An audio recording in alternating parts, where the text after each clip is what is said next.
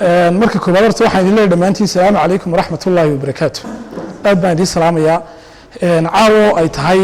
habeen jimco oo sabtina soo gelayso waxaynu bilaabaynaa kooras ka mida koorasyadeennii inoogu jiray semesterka u dambeeya kuliyadda ah loo yaqaano project management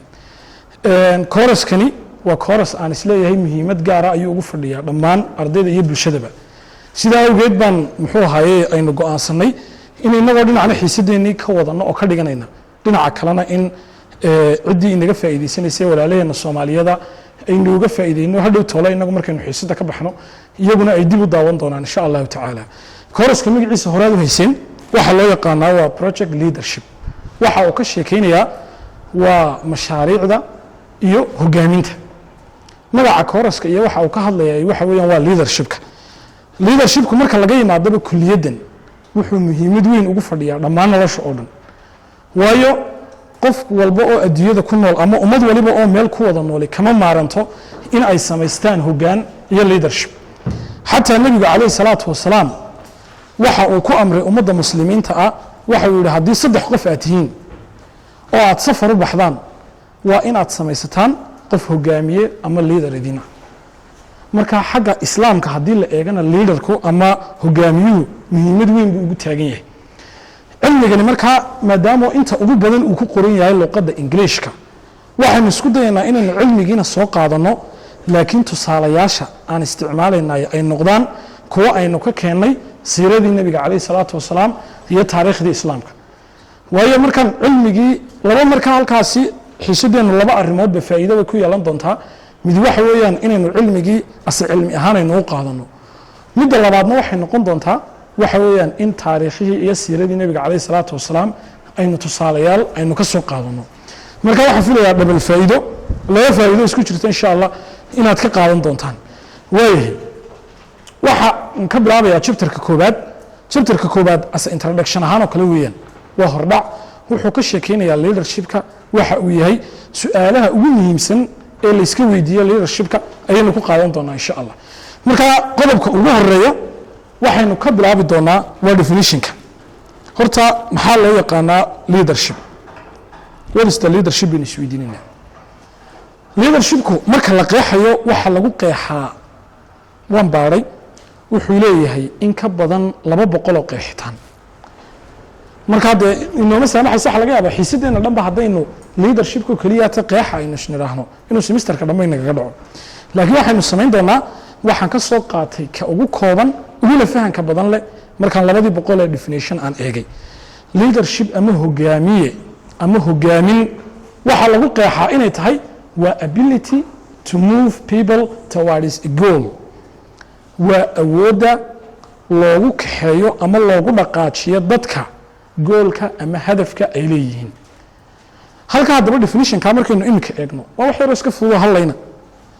laakiin waxa ku jira macnaa aad u ballaaran wuxuu u qaybsanayaa definitionkaasi 3 qaybood marka koobaad maxaa ugu horeyso ka muuqata waa ability waa maxay af Soomaali ahaan awood weeyaan marka halka macnaheedu maxay ka dhigan tahay qofku haddaanu awood lahayn hogaamiye ma noqon karo taa inaad maskaxda ku hayso marka koobaad lambarka labaad ee hogaaminta waxa kale oo ku jira people waa dadka waa in ay jiraan dad uu qofkaasi hogaamiye u yahay qodobka saddexaadna waa maxay waa inuu jiro goal ama hadaf ama yool dadkaasi ay leeyihiin way qeexitaanka ma fahanteen billaah fahanteen in kale taxaar ma idinka qaadaya intii imika halka fadhida ayaa isku haystay inuu hogaamiye yahay qof hogaamiye ah yaa iska aaminsan naftiisa gacanta bal kor u taago inta hogaamiyaal naftooda ka aaminsan wax hogaamiye midka wajiro qofka hogaamiye iska aaminsan naftiisa inuu hogaamiye yahay gacanta kor u taago imsaar daba taagay 1 2 3 4 gabdhaha way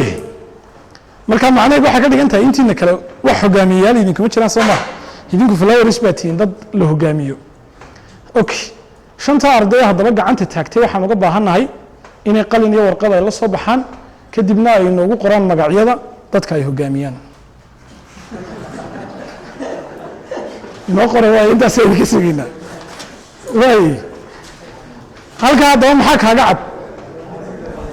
inaad iska tiraahdo waxaan ahay hogaamiye aanayna jirin dad aad hogaamisaayey taa macnaheedu maxay ka dhigan tahay hogaamiye matid waay intaas waa iga kaftan laakiin macnaha waxaan ka wadaa definitionkan doonaya inaan fahansiiyo hogaamin waxa lagu qeexaa inay tahay waa awoodda lagu kaxeeyo ama lagu hogaamiyo people dadka meesha waa inay dad jiraan taasoo dadkana loo kaxaynayo hadaf ama gool ama yool ay leeyihiin halkaa yoolka ama hadafka markaynu eegno muhiim maaha hadafkaasi ama yoolku inuu yahay mid wanaagsan iyo inuu yahay mid xun mararka qaarkood hogaamiyuhu muxuu noqon karaa dadka wuxuu ku hogaaminaya maxay noqon karaysaa wax wanaagsan hitler soo ma garanaysaan dee hogaamiyuha haddana waad aragteen qaabkuu dadka u leynayay wuxuu samaynayay iska badaaba hitler iyo gaaladaa ka kaalayba aynu naqaano mid kale oo gaal kale oo weyn oo qur-aanka lagu sheegay baynu soo qaadeenna fircoon waa hogaamiye weyn ayuu ahaa qur-aanka waxaa lagu sheegay inuu hogaamiye ahaa adduunyadana hogaamiyuu ahaa aakhirana waa hogaamiye oo waa ka ilaahay yihi yaqdumu qowmahu yowma alqiyaamati wuxuu ilahay yihi maalinka qiyaamaha marka la yimaado ciidankii falowriskiisii uu hogaaminayey ayuu fircoon soo horkici doonaa kadibna xaguu geynayaa fa awladahum annaar naartu ku tuur markaa yoolku mid fiicanna waa noqon karaa iyo wax wanaagsan mid xunna wuu noqon karaa waay halkaa waxaan kaga baxayaa markaa qeexitaanka hogaaminta ama leadership iyo waxa ay tahay waad fahanteen ma filaya soo ma horeynu u dhaafi karayna su-aal muhiima haddaba halkaa inoogu xigta su-aashaasi waxa weeyaan inaad isku daydaanna waan jecelahay hogaaminta maa loo dhashaa mise waa la bartaa maxaad u malaynaysaa kumaa ka qayb qaadanaya haye magacaagii cabdiraxmaan haye waana loo dhalan karaa waana la baran karaa labadaba laakiin waxa jira haye percentage yar oo aan u dhalamay waan gartay waad mahadsantay percentage yar oo u dhashay oo u dhashay waad mahadsantahay waaye wax kale ayaa ku daraya magacaagii cabdicasiis haye qofku isagu waxaan idhi hogaamiye waan fahnay wuxuu yahay qofku ma isagoo hogaamiyuu soo dhashaa mise horta hogaamiyaha waa la bartaa baa tiri waad mahadsantahay haye cabdisamed haye haye صح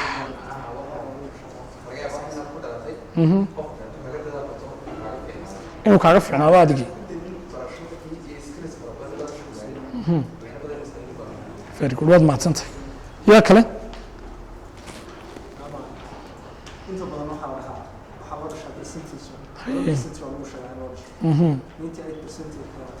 inuu qofku experience u baran karayo waad mahadsantahay gabdhaha haye maymuna weydiinaya hogaamiyuhu ma isagoo hogaamiyun bu soo dhashaa mise waa la bartaa haye muna ku dhalan karaa very good waxaan filayaa inaad ka haystaan concept aad iyo aad u wanaagsan arrinkaa haddaba culimada hogaaminta iyo welibana psychologygu aad bay isku khilaafeen waxa la isweydiiyey maa la bartaa maa loo dhashaa nin waliba wax buu yidhi laakiin markii ugu dambeysay waxa la isla waafaqay arrinka soo socda arrinkaasina waa sidan waxay sameeyeen wax loo yaqaano the bell distribution belku waxa weeyaan waa jeliska waa kaa aad arkaysaan imika halkaa ku sawiran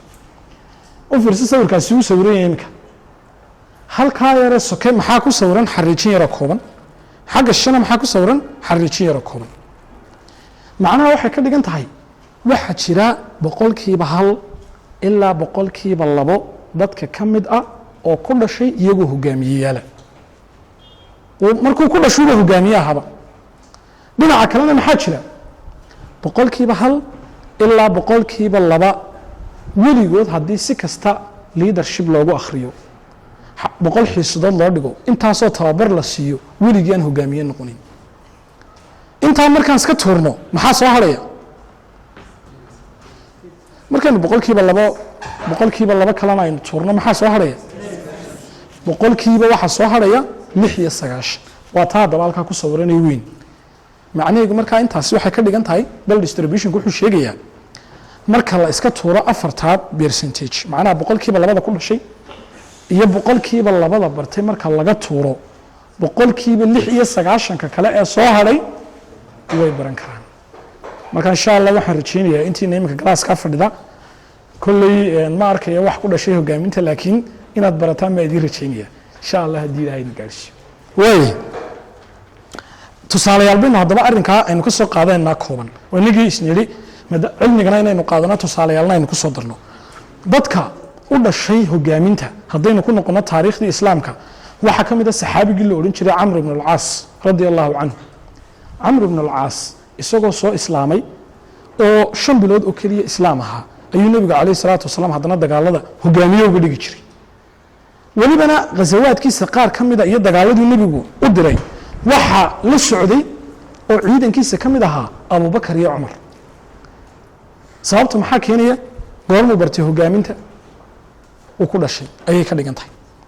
dhinaca kale haddaan tusaale ka soo qaadano qof ka mid ah asxaabtii nabiga kaleey salaatu wasalaam oo aanan u dhalanin hogaaminta waxaynu soo qaadan karnaa mid ka mid ah asxaabtii nabiga kaleey salaatu wasalaam kuwii ugu fadliga badnaa uguna cilmiga badnaa waxa weeyaan Abu Dhar nabiga kaleey salaatu wasalaam wuxuu ku tilmaamay inuu yahay ummadda islaamka kii ugu run sheegida badnaa haddana markuu nabiga kaleey salaatu wasalaam la talinayay wuxuu ku yiri la ta'muranna ala ithnayn waligaa buu ku yiri 2 qof hogaamiyaha u noqon sababtu waa maxay Abu Dhar isaga oo cilmi badan oo fadli badan haddana uu dhalanin inuu noqdo qof hogaamiyaha haddii noqon karayo la bari karayna nabiga bari la kaleey salaatu wasalaam halka hadaba maxay nooga cad halka waxa kaaga cad iskuma xidhna cilmiga iyo hogaamintu waxa yiraahdaan there is no link between leadership and knowledge wax xiriir ka dhaxeeyo ma jiro qofku waxa laga yaabaa inuu noqdo qof caalimo oo cilmi badan laakiin hogaamintiisu ay siiro tahay iskuma xidhna dhinaca kale hogaaminta iyo da'du waxa laga yaabaa in la helo qof da'diisu ay yar tahay laakiin hogaamiye noqon kara meelaha qaar kood hadaba khaladaadka ay galaan waxa kamid ah institutionada qaar kood waliba la idinku maadaama doonaysan maamulayaal noqotaan waxa idin kala talinayaa qofka aad maamulka u dhiibanayso ha ku xisaabtamin shaqadan goormu soo galay waxyaabaan imika seniority iyo waxa la yiraahdo wax lagana qofkani intaasoo sano meeshan ka soo shaqeynayay sida awgeed waa in isaga hogaamiye looga dhigo khalad weeyaan hogaamiyaha iyo da'du iskuma xidhna hogaamiyaha iyo waqtiga uu shaqada soo galay iskuma xidhna hogaamiyaha iyo aqoontu iskuma xidhna marka cilmiga hogaamintuna waa gaar waxaas halka wada yaalo oo dhanna waa gaar weeyaan weeyay inta waxaan ugu gudbiyaa mowduuc kale mowduucaasi waxa weeyaan maxay ku kala duwan yihiin hogaamiye iyo maamule su'aasha ayaa ka jawaabi karay hogaamiye iyo maamule maxaa u dhaxeeya what's the difference between leadership and management maxay ku kala duwan yihiin okay waxaan hadaba idin siinayaa kuwiis yar kooban waxaan doonayaa qof walba qalinkaaga iyo buugaaga inaad la soo baxdo kuwiiskan wuxuu ka kooban yahay 19 su'aalood markaan ku akhriyo shaqooyin baan ku akhriyaa markaan ku raado hebel wuxuu qabtaa shaqada iyo shaqada waxaan doonayaa kaliya inaad ka hor qorto buugaaga waa leader ama waa manager halka markaa waxa ka soo bixi doonta fahan intee leeg baad ka haysataa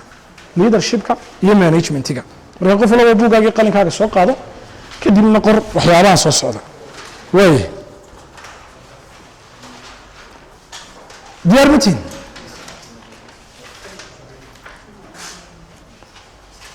diyaar mitin halkaa baa iska yaalay inay isbedbedelin baashaasi ready mitin waan iska bilaabi karnaa soo maha way number 1 qof walba isku day waa fahanka wuxuu soo saari doonaa quiz-ka yar kooban fahanka aad ka haysata leadershipka iyo managementiga waana meelaha ugu badan ee dadku ay isku khaldaan qofkani waa maamule iyo waa hogaamiye waa laba arrimood aad u kala duwan waayo kow waxa lagu yiri follow up employee performance waxa uu ka warhayaa shaqaalaha iyo shaqada ay qabtaan ma leader ba mise waa manager adu kaliya inta ma ka dunya waxaan odhan qorin number 2 leader ama manager intaa wana qoraniga hadhowna waan ku weydiinayaa intaad ka garatayna waan eegaya su-aasha labaad waxaa lagu yidhi koobaad fahantay soma macnaheega wuxuu ka warhayaa shaqaalaha iyo shaqada ay qabtaan number 2 waxaa lagu yidhi waxa uu dejiyaa miisaaniyadda budgetka waad garanaysaan dee iyo miisaaniyadda ayuu qofkaasi sameeyaa waa kee ma leader ba mise waa manager 3 waa quality control waxa uu controlaa oo uu ka warhayaa tayada shaqada waa kee kaasina ma leader ba mise waa manager 4 waxaa lagu yidhi strategic planning waxa uu dejiyaa qorshayaasha fog ma hogaamiyaha mise waa maamule mid ka hor qor qodobka 5aad waxaa lagu yidhi preventing waxa uu ka hortagaa drop outs from work shaqaaluhu inay shaqada ka baxsadaan oo ay wakhtigoogii ilaaliyaan iyo in kale ayuu ka warhayaa manager ba mise waa leader waay number 6 waxa uu xaliyaabaa lagu yidhi chronic problems dhibaatooyinka adag dhibaatooyinka daba dheeraada ee adag chronic waxay ka dhigan tahay waa shaygu marka uu aadka u sii adag yahay xataa xanuunada haddii lagu yidhahdo chronic disease waa xanuun waxa weeyaan qofku weligii la noolaanayo oo aad u daran weeyaan waqti badan hayay marka dhibaatooyinka adag buu xaliyaa waa kii kaasi ma leader ba mise waa manager qodobka 7aad waxa uu ka shaqeeyaa lagu yidhi suuqgeynta inuu mashruuca ama ganacsiga ama businesska uu suuq geeyo qofka ka shaqeeya weeyaan waa kii ma leaderka mise waa managerka 8 opening new horizons for work waxa lagu yidhi waxa uu suuqyo cusub u furaa shaqada maad fahantaan xabadda waxa weeyaan dadku waxbaa laga shaqeynayaa kambanigu matalan shaqadiisu waxbay ahayd waxa uu isku dayaa waxaa laga shaqeynaya maaha wax cusub inuu soo kordhiyo ma leader ba mise waa manager 9 waxa uu qaabilsan yahay motivation inuu dhiirigeliyo shaqaalaha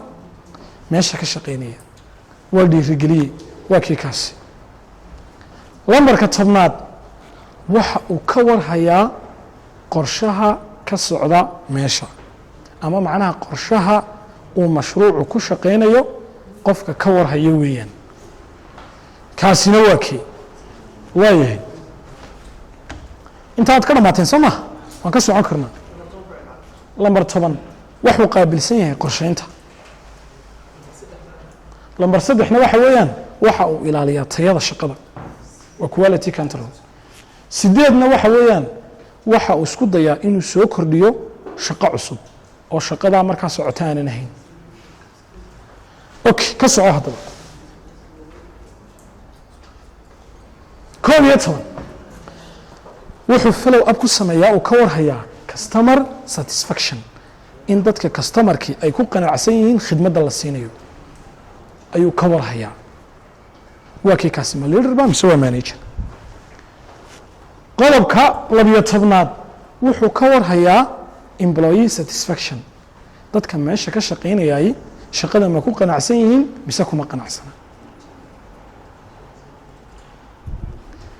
waayahay 13 waxa uu ka shaqeeyaaba lagu dhisaa an improving uu horumariyaa key relationship xiriirada waaweyn ee uu leeyahay mashruucu dabcan mashaariicdu xiriiro kala duwan bulshada leeyihiin kuwooga waaweyn buu ka warhayaaba lagu waa kii qofkaas number 14 waxa lagu yidhi wuxuu ka shaqeeyaa development and training wuxuu tababaro kala duwan siiyaa shaqaalaha meesha ka shaqeeya 15 waxa lagu yidhi wuxuu baraa dadka ku cusub shaqada nin walba iyo shaqadiisa ayuu u tilmaamaa ma leader ba mise waa manager dadka cusub ee shaqaalaha cusub ee meesha ka shaqeynaya ayuu u tilmaamaa nin walba iyo shaqadiisa waa kii kaasi 16 waxa lagu yidhi wuxuu ka shaqeeyaa operational planning qorshayaasha dhow sida qorshe sanadeedka, qorshe maalimeedka, qorshaha toddobaadlaha, waxaasoo dhan ayuu u qaabilsan yahay, waa qofka dejiya.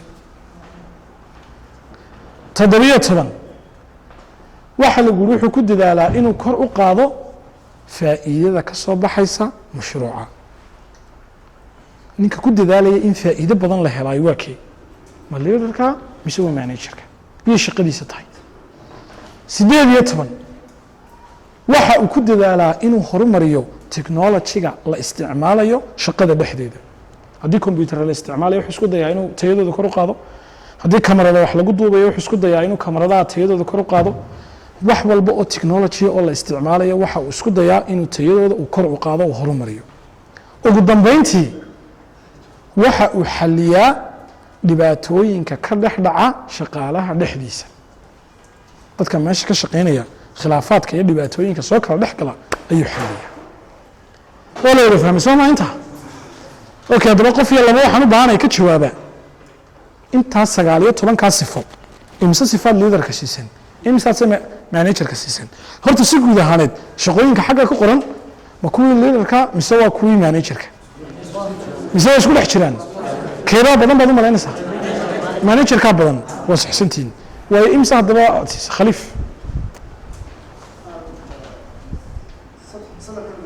haye waaye maxay kala yihiin? haye 4 iyo 6 iyo 2 waad mahadsan tahay. haye 3 baad siisaa adiguna. haye haye iyo 9aad. waynu eegaynaa haddaba nambarada iyo waxay yihiin. nambarka waxaa tidhi 4 strategic planning way saxsan tahay. nambarka 6 chronic problems way saxsan tahay. kii kala siisay maxaa khaliif? lambarka 12aad waxa weeyaan worker satisfaction way saxsan tahay taasina. waayahay saddexdaa waxaan ahayn labadan inay sheegeen yaa siiyey leaderka. haye maxaad siisay Shucaybo? 9 ku dartay. waayahay 9 iyo motivationka inuu dhiirigeliyo taana way saxsan tahay. 10 ku dartay. 9 iyo 10 labadaba isku dartay. waxaan tagaa 9 iyo 10. very good. 9 iyo 10 inuu xaliyo khilaafaadka ka dhex dhaca shaqaalaha khalad weeye. lambar 8 baan egaa soo maaha? 8 very good weeyaan. kuma xabaddaa ku qoray? Jaylaani ninkaas xabaddaa u saxay. oo qofka ka mas'uulka inuu soo kordhiyo suuqa cusub oo u furo. very good weeyaan. xabaddaa u saxsan tahay. 7 suuq geynta khalad weeyaan taasina. xabaddaasina waa khalad. 4 iyo 10 very good. ninkaasina xabaddaana uu la helay. Jaylaani waa ragga noqonaya in hogaamiyaasha soo socda markii iminka qalin jibiyo. magaalada ka timid Jaylaani oo Tawaahed Boosaaso gobolka Bari. ninkaasi waxa laga dhigayaa hogaamiyaha Boosaaso insha Allah. wax kale yahay maxaa tiri? 6 iyo 10 operational planning khalad weeyaan. 7 iyo 10 increasing product and profit taana waxba kama jiraan. 3 iyo 10 yaa sheegay intaasoo nin baa ka dhigay Jaylaani ku jira. aad xabadaan way saxsan tahay. waa qofka laga rabo inuu horumariyo xiriirka. waayahay 8 iyo 10 khalad weeyaan. computer iyo la hagaajinayo iyo waxyaabaha leaderka kuma mashquulo. waqti uma hayo waxyaabahaas. okay, halkaa haddaba 10ka ugu horeeya imisa kaga jirta? waxay ka bilaabmaysaa number 4 strategic planning. maxaa kaloo kaga jira? number 6. maxaa kaloo kaga jira? number 8. maxaa kaloo kaga jira?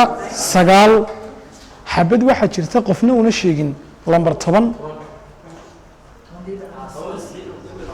number 10 halkaa imsaad ka haysa markaa 10ka ugu horeeya imsuu ka qaatay? 5 buu ka haystaa soo maaha? waaye xaa kaloo gudub. okay, xaggan xageebuu ka bilaabmayaa? 12. wuu jiraa qof ku daray 11. yaa ku daray? waa shaqooyinka ugu waaweyn uu qabto waxaa ka mid a lambar 11 inuu weydiiyo oo uu follow up ku sameeyo customer satisfaction. waayahay 12 waa isla garanay 13 maad sheegteen 13 waa sax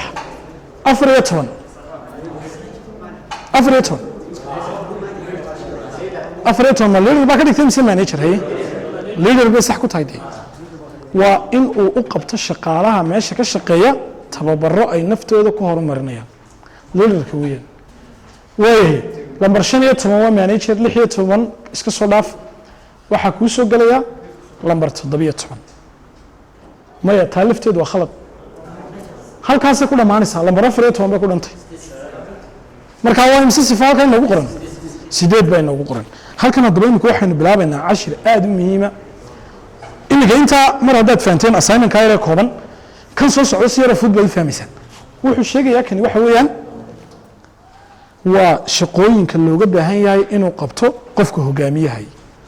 horta hogaamiye markaa tahay adiga shaqadaadu maxay tahay ardayda hore u dhigatay kooraskan ama traininka ku qaadatay waxay sheegeen intii ugu muhiimsanayd kooraskan ay ka faa'iideen inay ahayd inay kala fahmaan horta yaa leadera yaa managera muxuu qabtaa muxuu ahaayay leaderku halkaa imika markaa waxaan soo qaadan doonaa 6 shaqo oo waaweyn oo uu qabto qofka leaderka 6daa shaqo waxa aan ahayn oo dhani maxay noqonayaan management weeyaan waa maamul waayahay 6daa shaqayna markaa aynu isla eeginaa number 1 shaqada ugu horeysa looga baahan yahay waa maxay planning weeyaan waa in uu la yimaado qorshaha ay meesha ku kala soconayso qofka laga doonayaay waa leaderka imika jaamacaddii baynu joognaa xiisad baynu dhiganaynaa jaamacaddu soo qorshe kuma kala socoto qorshayaashii waaweyn ee jaamacaddu maxaa ka mid aynu odhan karnaa tusaale ahaan maxaa kaloo ka mid a fakaltiyada cusub ee lagu soo darayo waxaasoo dhan soo qorsho uma baahna yaa ka mas-uula inuu qorsheeyo waa hogaamiyaha ugu sarreeya jaamacadda lama weydiin karo qof shaqaalaha maanta haddii lagu qabsado dhiin ka mida dhiimanka jaamacadaha maxaad wax cusub ugu soo kordhin weyday kulliyad cusub jaamacadda shaqadiisii maha waxaas khalad weeyaan marka hadday noqoto planninka ama qorsheynta cidda mas-uulka ka iwaayo waa leaderka weeyaan waayahay qodobka labaad muxuu haddaba qabtaa leaderku shaqooyinkiisa maxaa ka mid a creativity-gu waa maxay waa in waa hal abuur uu sameeyo oo wax cusub ku soo kordhiyo qofka leaderkii mar walba maskaxdiisu waxay ku mashquulsan tahay isaga kuma mashquulsana sidii waxyaaba iminkaan sheegaynay laba qof oo islaayay iyo qof shaqada ka baxsaday iyo qof waxyaabahaas oo dhan kuma mashquulsana waxay ku mashquulsan tahay inuu noqdo qof creative oo shaqada wax cusub ku soo kordhin karaya markaa markuu saa u fikiro iyadoo meeshii saa looga shaqaynayo ayuu leeyahay shaqadaa maxaa lagu soo dari karaa ee ka dhiman maanta ee lagu soo kordhin karaa kadib wax cusub uu ku soo daraya marka shaqada labaad ee looga baahan yahay qofka leaderkaay waa inuu noqdo qof creative shaqada saddexaad ee laga rabaa waa maxay waa key relationshipska xiriirada waaweyn ee uu institutionku ama mashruucu la yeelanaya bulshada kale waa isaga uga mas-uula haddii lala xiriirayo madaxweynaha haddii lala xiriirayo dowladda haddii lala xiriirayo ganacsatada waaweyn de kulley mashruuc waliba intaasoo xiriiroo kala duwan buu leeyahay markaa xiriir waa wax yaroo hoose midna waa kuwa waaweyn xiriirada waaweyn ee mashaariicda waxa qaabilsan qofka leaderka ah waayahay qodobka afraad waa inuu xaliyo dhibaatooyinka chronic ah chronic maxaa laga wadaa waa dhibaatada culus dee weeyaane adaga waqti badan socotay dhibaato kasta loolama imaado iminka mid baa wuxuu ihi maamulo ka mida muxuu ahaye maamulayaasha meel training oo consultant u lahaa markaa tusaaluu soo qaadanaya naftiisa wuxuu ihi waxaa dhacday maalimaha ka mida in shaqaalihii meesha mid ka mida i yimiday buu markaasuu igu yihi macallinkii xiisadaa u lahaa waan weynay nambarkiisiina wuxuu leeyahe noola hadal waxaan ugu jawaabay buu ihi haye lambarkiisa hadduu xidhan yahay maad kala hadashay whatsappka ama facebook ama gmail maad u dirtay masaajidka maad kula tukatay xaafadda maad ugu tagtay maya bay igu yiri haddaba waxaan ku ihi intaad intaasoo dhan soo dhammaysanayso aniga ha yimin taa markaa macnaheedu maxay ka dhigan tahay dhibaatooyinka yaryaree fudud maaha in qofka leaderka isku mashquuliyo waxaa loo baahan yahay qofka leaderka qof kale shaqadiisa inuu u qabto maaha ilaa ay dhibaatadu adkaato oo la xallin waayo markaan buu soo faragelinaya markaa dhibaatada adag asal leader ahaan adi maxaa lagaa doonayaa waa inaad kala garato wixii shaqadaada ah iyo wixii shaqada dadka kale waxyaabaha ugu badan iminka institutionada baabiye maxaa ka mid ah qofka ugu weyn ee hoggaanka ayaa laga yaabaa inuu iskaga mashquulsan yahay shaqooyinkii dadka kale oo islagu isleeyahay wax iminka aad bay u fududahay inuu qofku mashquulo oo adoo meel ka shaqaynaya maanta oo dhan inaad busy ahaato laakiin wana isweydiisanay waqtigaagana muxuu ku baxayaa maxaad busy ku tahay leader markaad tahay lixdaa arrimood waxaan ahayn lagaagama baahna wixii kale oo dhan dadkaad u diraysa waayahay qodobka xiga waxa weeyaan motivation oo dhiirigelin waa qofka looga fadhiyo inuu dhiirigeliyo shaqaalaha meesha kooga wanaagsanna uu abaal mariyo markaa iminka matalan haddii adigoo hogaamiye ah aad tidhaahdo lagu idhaahdo bishan ama sanadkan waxa ugu fiicnaa shaqada hebel oo laguu soo gudbiyo kadibna aad ku tidhaahdo iminka matalan jaamacadoo kale haddii la idhahdo macallinkaasa ugu wanaagsanaa kadibna la idhahdo dhiinka un loo yardiro la idhahdo dhiinow shahaado sharaf guddoonsii khalad weeyaan motivationka iyo dhiirigelinta iyo shahaado sharafyada iyo ammaanta cidda iskale waayo waa hogaamiyaha haddii markaa ay noqoto ammaan iyo shahaado sharaf la bixinayo qofka ugu horeeya loo yeedhayahay waa madaxa ugu sarreeya weeyaan shaqada u dambaysa ee looga baahan yahay qofka liidarkahi waa maxay waa development and training waa inuu tababaro u qabto shaqaalaha meesha ka shaqeeya iyo isaga laftiisa uu tababaro galo weeyaan qofkan iminka managerka isagu meesha maamulayaay wuxuu ku mashquulsan yahay shaqada maalinlaha horta ma ogtihiin qofka liidarku ma qabto shaqo maalinlaha oo daily worka shaqooyinka maalinlaha meesha ka socda isagu war kama hayo waxa uu ku mashquulsan yahay lixdaa arrimood ee waaweyn lixdaa wixii ka soo hadhaayay markaa maxay noqonayaan management bay noqonayaan waa shaqadii maamulka lixdaa iyo wixii ku saabsanna waxay noqonayaan waa shaqadii hogaamiyaha weeyaan hogaamiyuhu haddaba marka lagu sheegayo anigii idinku uri hogaamiyaha wax ka maarmaaya ma jiro shaqo kasta oo socota waa inay maamulana leedahay hogaanna waa inay leedahay adduunyada meel haddii la doonayo in la baabi'iyo wadan baaba'ay haddaad aragto wuxuu u baaba'ay waa maxay waa hogaan xumo weeyaan wadan horumaray haddaad aragtana horumarkiisa maxaa ka qayb qaatay number one waa hogaamiyaha wanaagsan iminka tusaalahan idiin soo qaadanaya waddanka yare singapore la yidhaahdo muxuu hayay xorriyad haystaa waqti aada u kooban welibana intaa waxaa kuu sii dheer malaysiya ku tirsanaan jiray awal malaysiya iska nacday waddanka maalinkii malaysiya uu ka go-ayey madaxweynahoogu iyo isagoo ooyayo tv-ga soo hor fadhiistay youtube-ka ku jirtaa iminka waad ka daawan karaysaa madaxweynihiiyo ooyaya fadhiya wuxuu ka ooyayey maxaan malaysiya uga go-nay malaysiyaankuna iyagaa nacay boo yihi new na dhaafo naga go-a maanta singapore iyo bal malaysiya iska rabdhig waxay isku jiraan cirkiga dhulka baasaboorka singapore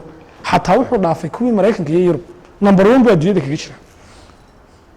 markaa waddankii sidaa u faqiirkahay sidaa u baaba'sanaa maxaa keenay inuu horumar intaa leeg u sameeyo hogaan wanaagsan buu helay haddii hogaan wanaagsan la helana waddanku wuu horumaraya haddii hogaan xun la helana waddankuun maaha familiga iyo institutionada iyo waxbarashada iyo wax kasta oo horumara oo socda iyo caafimaadku hogaan haddii la waayo wuu baaba'aya intaa markaa caawa waxaynu ugu talagalnay inaad kala barataan horta hogaanku waa maxay maa loo dhashaa mise waa la bartaa qofka hogaamiyaha iyo qofka managerku maxay ku kala duwan yihiin hogaamiyahana shaqadiisu maxay tahay inaad fahanteen baan filaya soo ma waa la wada fahmay intaasi markaa ase introduction ahaan ayaynu cilmigan aynu uga qaadanay waxaynu bilaabaynaa markaa inaynu idinku tababarno sideebaa hogaamiye loo noqdaa halkeesa laga bilaabaa halkaa markaa waxaynu ka bilaabaynaa insha allah chapterka labaad markaynu gaadhno ayaynu si toosa practicalkii aynu u bilaabi doonaa